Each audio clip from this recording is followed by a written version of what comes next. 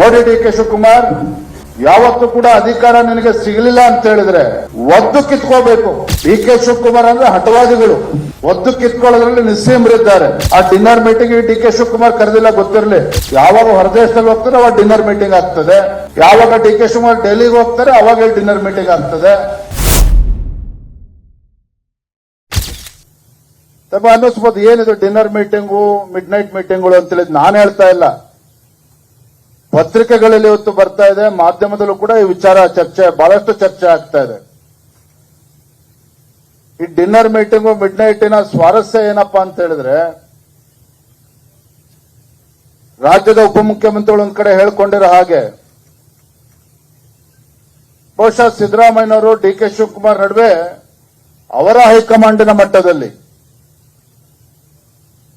ಒಂದು ಅಧಿಕಾರದ ಸೂತ್ರ ಅಂದ್ರೆ ಒಪ್ಪಂದ, ತಪ್ಪು ತಿಳ್ಕೊಬೇಡಿ. ಮತ್ತು ಒಪ್ಪಂದ ಅಂತ ಹೇಳಿದ್ರೆ ಸ್ಪಷ್ಟ ಬಹುಮತದೊಂದಿಗೆ ರಾಜ್ಯದಲ್ಲಿ ಅಧಿಕಾರಕ್ಕೆ ಬಂದಿರತಕ್ಕಂಥ ಕಾಂಗ್ರೆಸ್ ಪಕ್ಷ, ಈ ಸರ್ಕಾರ ಯಾವುದರ ಬಗ್ಗೆ ಒಪ್ಪಂದ ಅಂತ ಹೇಳಿದ್ರೆ ರಾಜ್ಯದ ಅಭಿವೃದ್ಧಿ ಹೇಗೆ ಮಾಡಬೇಕು ಅದ್ರ ಬಗ್ಗೆ ಒಪ್ಪಂದ ಅಲ್ಲ. ಅಧಿಕಾರವನ್ನ ಹೇಗೆ ಹಂಚ್ಕೋಬೇಕು. ಮುಂಚೆ ಟೆಸ್ಟ್ ಮ್ಯಾಚ್ಗಳು ನೋಡ್ತಾ ಇದ್ರಿ, ಒನ್ ಡೇ ಮ್ಯಾಚ್ ನೋಡ್ತಾ ಇದ್ರಿ, 2020 ಮ್ಯಾಚ್ಗಳು ಬಹಳ ಪಾಪ್ಯುಲರ್ ಆಗ್ತಾ ಇದೆ. ಹಾಗೆ ರಾಜ್ಯದ ಜನರು ಆಶೀರ್ವಾದ ಮಾಡಿ ಸಂಪೂರ್ಣ ಸ್ಪಷ್ಟ ಬಹುಮತ ಕೊಟ್ಟಾಗ ಅಧಿಕಾರವನ್ನ ಹೇಗೆ ಹಂಚ್ಕೋಬೇಕು ಅನ್ನೋದು ಮುಖ್ಯ ಹೊರತು ರಾಜ್ಯದ ಅಭಿವೃದ್ಧಿ ಹೇಗೆ ಮಾಡಬೇಕು ಅದ್ರ ಬಗ್ಗೆ ಎಲ್ಲ ಇವತ್ತು ಚರ್ಚೆ ನಡೀತಾ ಇರತಕ್ಕಂಥದ್ದು.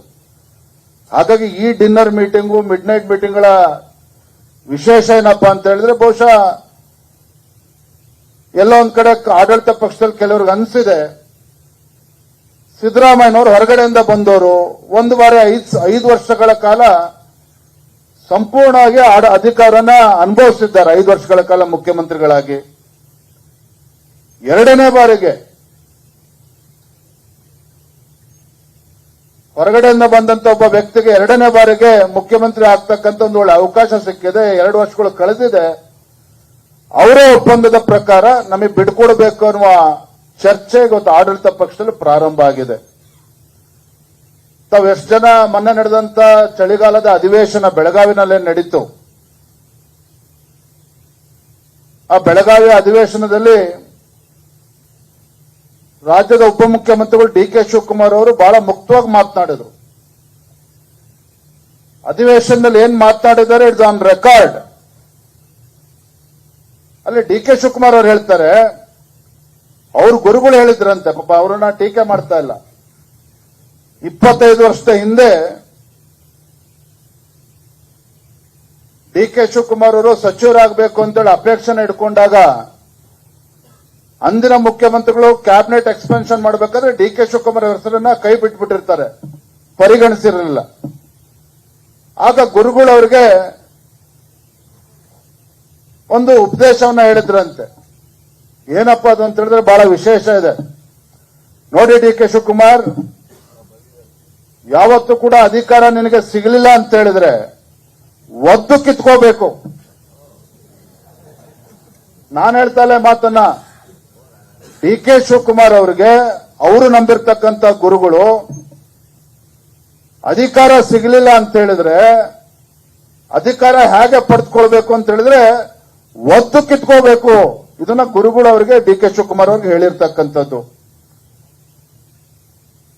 ಹಾಗಾಗಿ ಡಿ ಕೆ ಶಿವಕುಮಾರ್ ಅವರು ಅವತ್ತು ಕೂಡ ಗುರುಗಳ ಒಂದು ಅಪೇಕ್ಷೆಯಂತೆ ಅವರ ಆಶೀರ್ವಾದಂತೆ ಅಧಿಕಾರವನ್ನ ಒತ್ತು ಕಿತ್ಕೊಳ್ತಕ್ಕಂಥ ವಿಚಾರದಲ್ಲಿ ಯಶಸ್ವಿಯಾಗಿದ್ರು. 25 ವರ್ಷಗಳ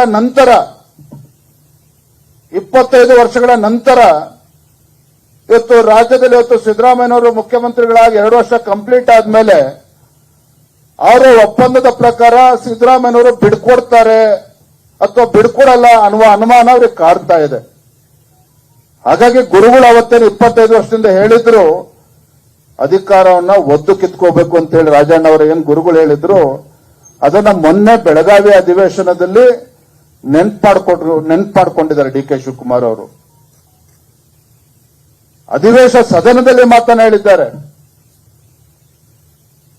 ಡಿ ಕೆ ಶಿವಕುಮಾರ್ ಅಂದ್ರೆ ಹಠವಾದಿಗಳು, ನಿಮಗೆ ಗೊತ್ತಿದೆ. ಒದ್ದು ಕಿತ್ಕೊಳ್ಳೋದ್ರಲ್ಲಿ ನಿಸ್ಸೀಮರಿದ್ದಾರೆ. ಹಾಗಾಗಿ ಆ ಪ್ರಕ್ರಿಯೆಗೆ ಇವತ್ತು ಚಾಲನೆ ನೀಡಿದ್ದಾರೆ. ಒಂದು ಕಡೆ ಸಿದ್ದರಾಮಯ್ಯನವರು